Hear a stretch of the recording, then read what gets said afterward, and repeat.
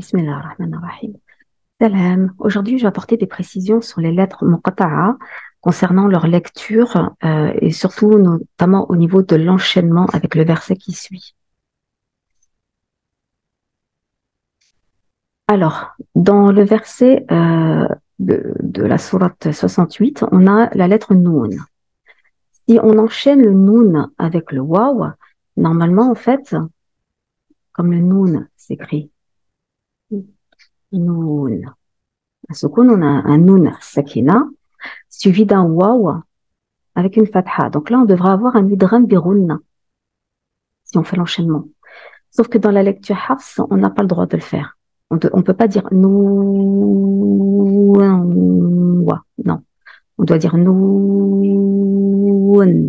wal qalami. On doit séparer. Et c'est exactement la même chose ici avec Yassine. Yin, quand on le prononce, ça se termine avec un noun sakina. D'accord? Donc là, c'est citant.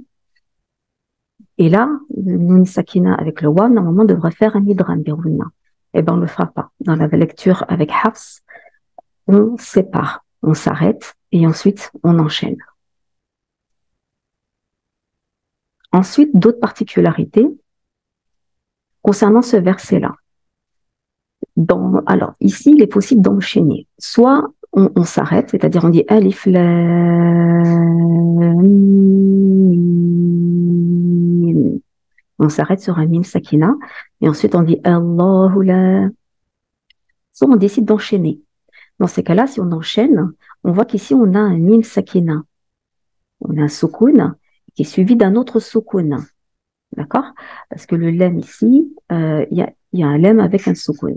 Deux soukouns qui se suivent, c'est pas possible d'enchaîner dans la langue arabe.